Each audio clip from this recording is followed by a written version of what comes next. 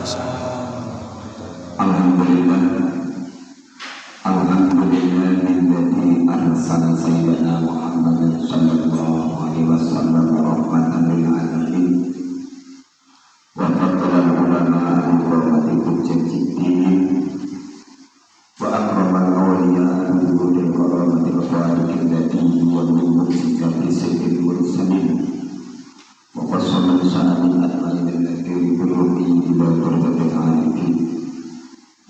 Wassalatu wassalamu ala sayyidil mursalin sayyidina wa maulana Muhammad wa ala alihi wa ashabihi sabiqin ala manhajil qawmi. Amma ba'd. Para alim, para ulama, para kiai, ibu nyai, para sesepuh, para sesepuh, tokoh masyarakat, tokoh agama, aparatur pemerintah, kanggo hormati yang dimuliakan oleh Allah Subhanahu wa Ta'ala. Wabil khusus ketua takmir masjid dan anggotanya Masjid Baitur Rahim beserta jamaahnya yang dimuliakan oleh Allah Subhanahu wa Ta'ala yang kami hormati.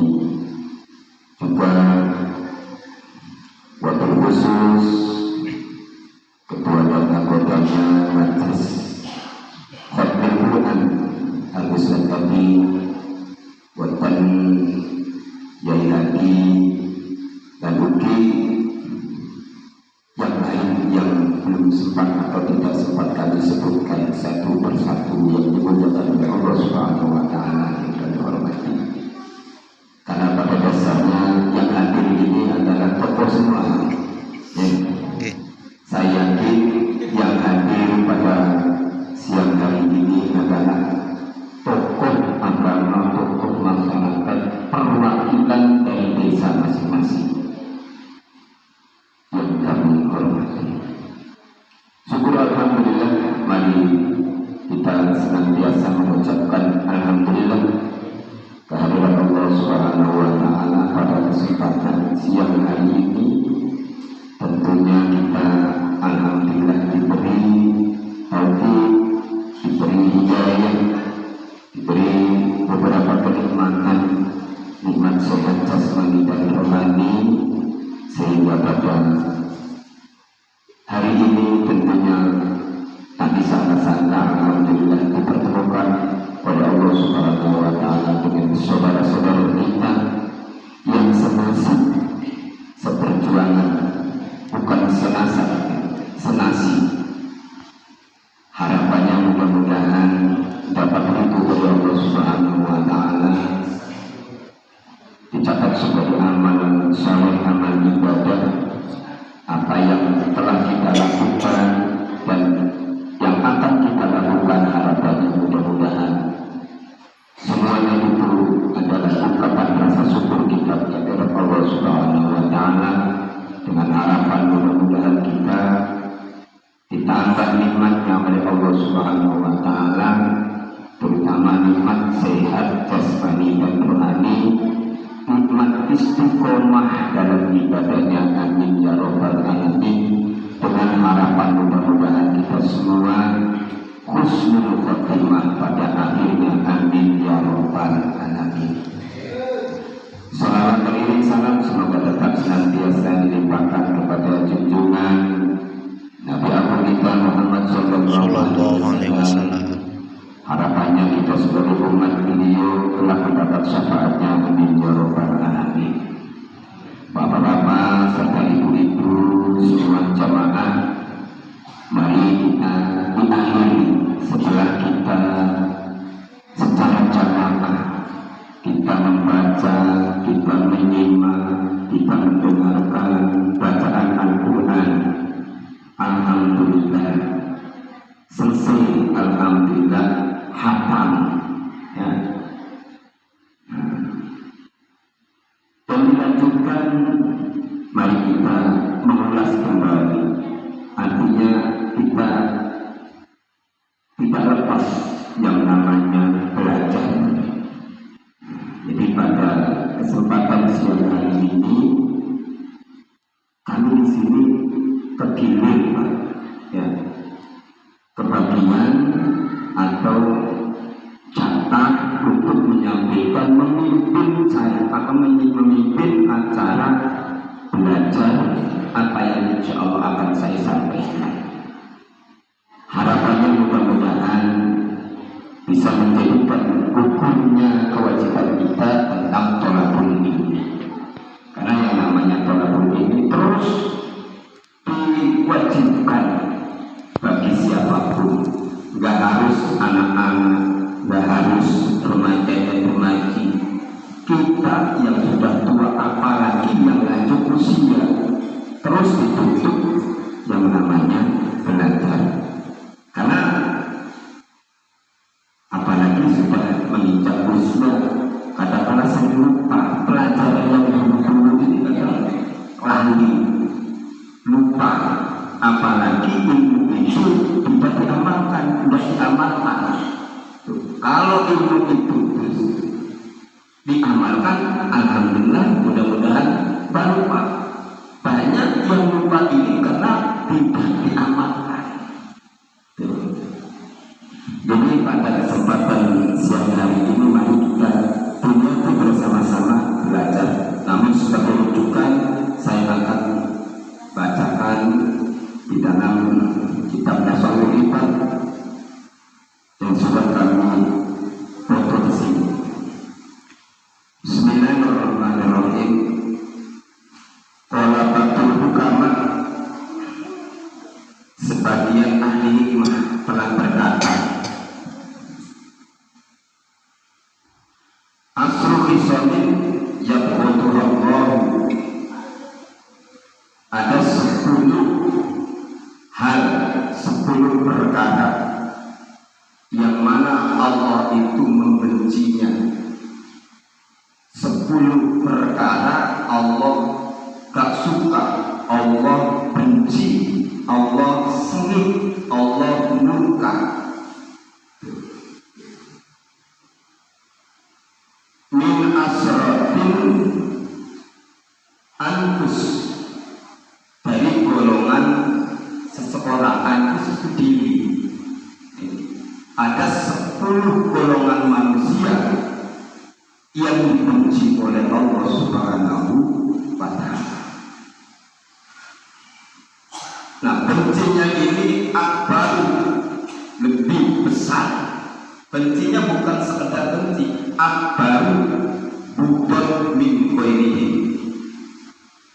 Kebenciannya ini ya akbar, kalau akbar kan lebih besar, lebih banyak, lebih besar bencinya. Bukan sekedar kafir, kalau kafir itu besar, ini lebih besar, akbar min ghairihi, dari yang lain. Jadi bencinya Allah kepada 10 golongan itu orang main-main, gak macam-macam bencinya.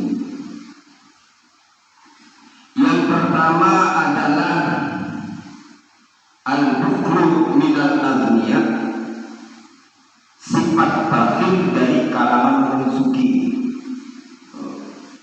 Bakhil kalau wong sing sugih. Nek bakhil kalau kalangan wong melarat, wajar orang kaya apa kan melarang.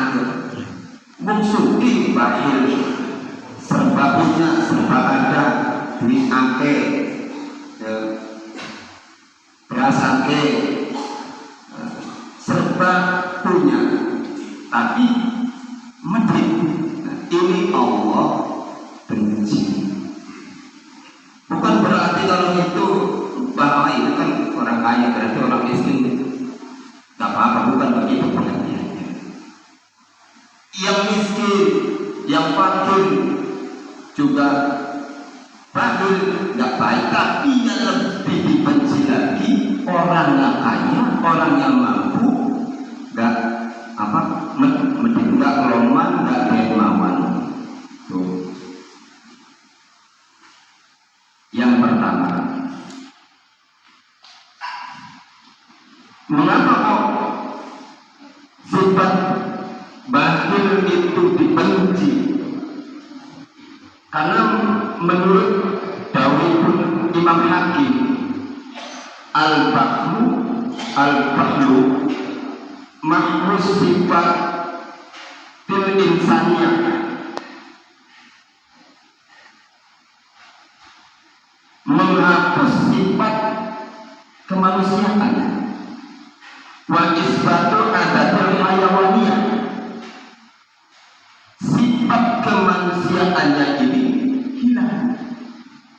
Gak peduli iku konco, gak pandang iku tonggo, ya karena sudah didasari rasa bahagia medit emang tapi yang ada isbatu adatul hayawaniyah, yang ada kebiasaan sifat hayawaniyah, tertanam kebiasaan sifat hayawaniyah. Coba hayawan itu, hewan itu nggak perlu nggak pandang itu anaknya, saudaranya, ya, babonnya. Oh ini dari rumah laku itu lah, itu sifat hayawani, ya. Nggak peduli itu anaknya, ya. Oh ini dari puas ditunggu lah. Itu sifat hayawani, gara-gara rakus, gara-gara nggak peduli dengan sesamanya.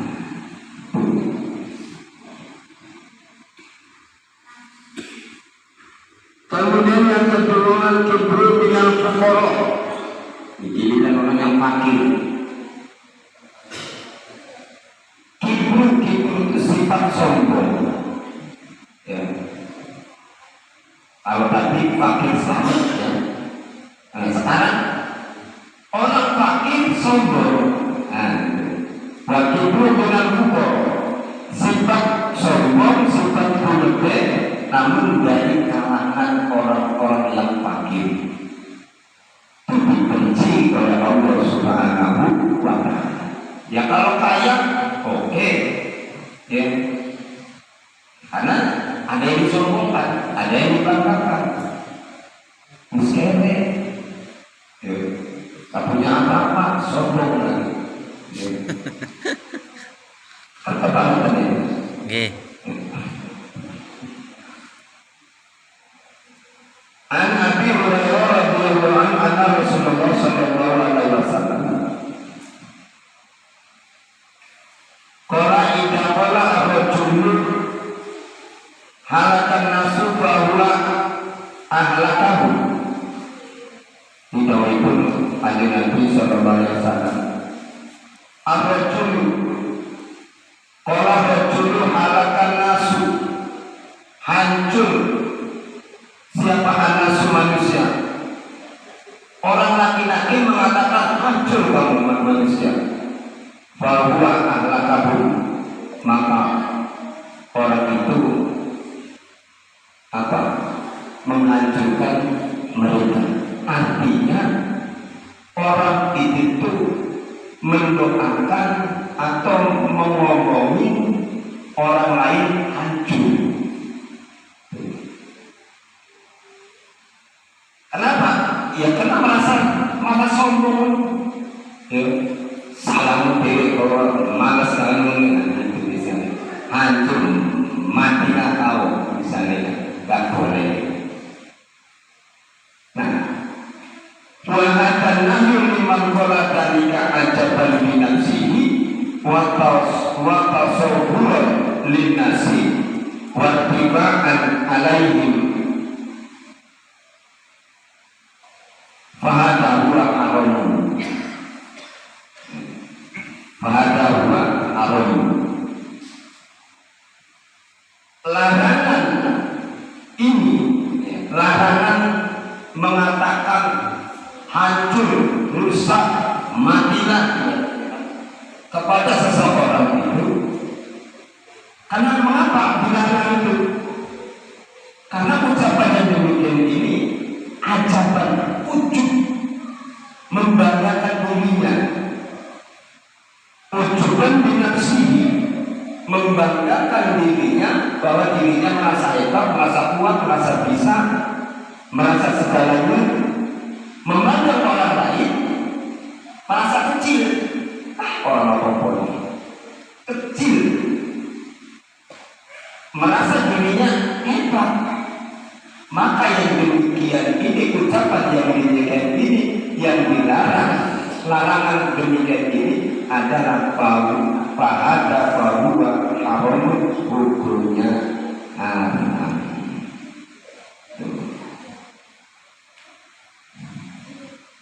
Paham? Wa amma man qalahu lima yamuru bin nas min naqsin fi amri dinihi wa qala lahu ta'azzunan alaihi wa ala dini fala ba'sa bihi. Adapun orang yang mengatakan kepada sesuatu hal yang ada pada diri seseorang dari kekurangannya, mengatakan sesuatu hal yang ada pada manusia dari sifat dari sesuatu kekurangannya, namun yang dikatakan ini adalah rasa kasihan, ta'azzunan alaihi, rasa melas, ya.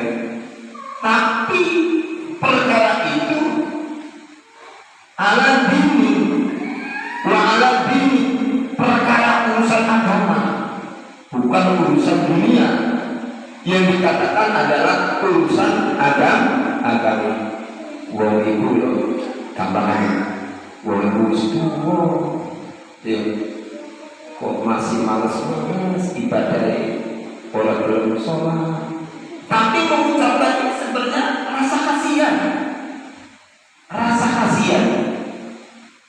ya, bukan menjerumuskan, bukan. Ucapan itu rasa kasihan, sudah tua, belum bisa, belum tobat, ya. Tapi ucapan itu rasa kasihan, ta'azzunan alaihi, ya. Wa falakat maka orang. Nah, mungkin ucapan itu kalau seandainya bisa jadi sadar mereka, maka disebut fala ba'sa, orang jadi apa-apa, fala ba'sa.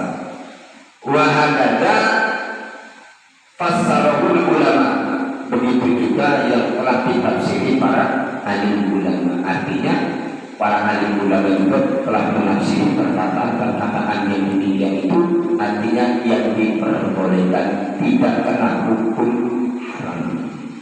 Kalau yang dibahas, yang diucapkan itu atas kekurangan urusan agama. Yang ketiga yang dipuji oleh Allah Subhanahu wa taala adalah pengwata'un minal ulama, sifat ngarep-ngarep, tomak, tapi dari golongan, dari kalangan ulama. Ulama itu yang alim, dan cara segi kiai seperti sesepuh, ya.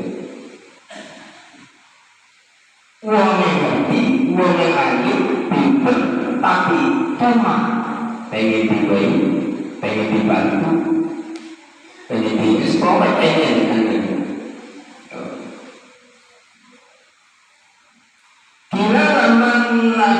Musa alaihi salam diberi ini ada ceritanya, sebagaimana dikatakan ketika Nabi Musa mengatakan sifat tomak. Nabi Musa perkataannya begini, lau syi'na latakhadna alaihi ajra, seandainya engkau Nabi Hudin, ini Nabi Musa berbicara mengikuti Nabi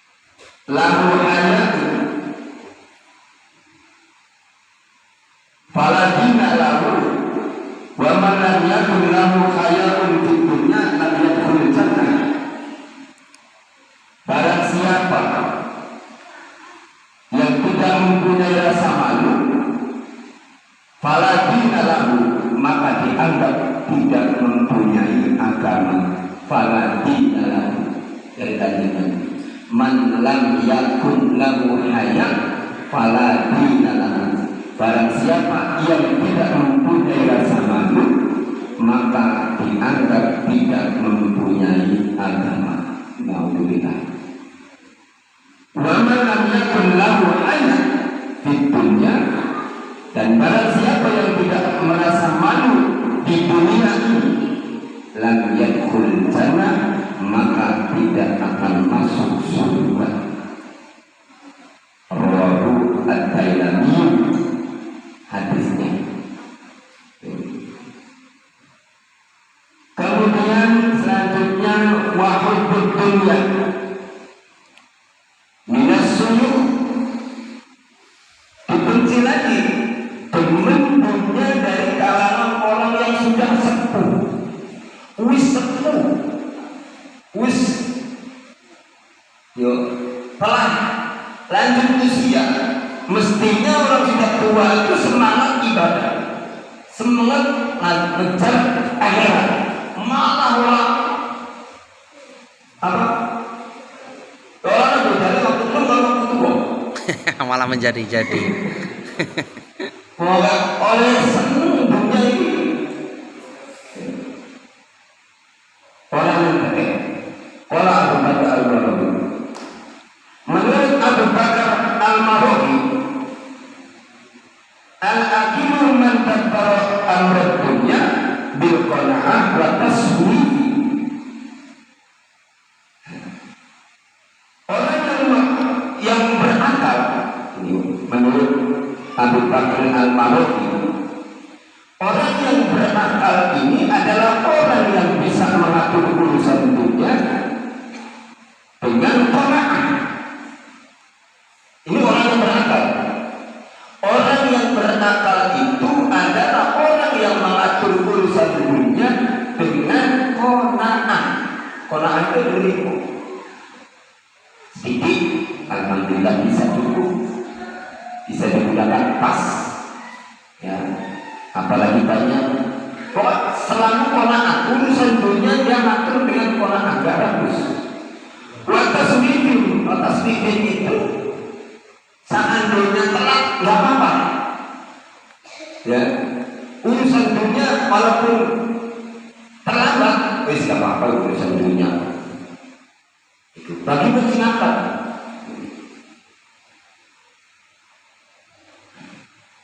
Tapi wa amrul akhirah bil khursi wa ta'jili,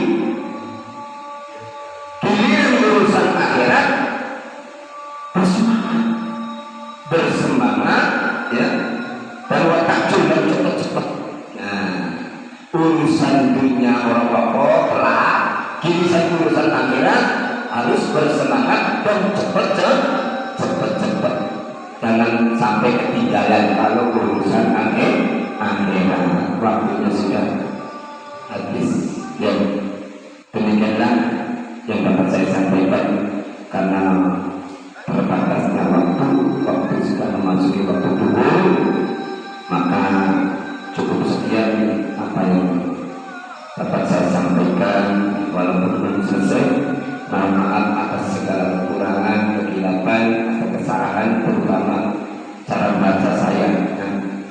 Baca juga pada salah, ya. Kalau tidak pas kaitannya salah juga nanti. Kalau sudah salah baca, takutnya salah artikan. Kalau sudah salah artikan, tafsirannya bolak-balik. Jadi mohon maaf yang sebanyak-banyaknya dalam hal ini. Mudah-mudahan bisa diterima, bisa dipahami secara jamaah. Kami selaku pribadi, sifat manusia pada kekurangan, mudah-mudahan sama-sama kita bisa mengamalkan, sehingga kita diberi kekuatan, diberi hidayah taufik untuk bisa Assalamualaikum warahmatullahi wabarakatuh. Waalaikumsalam.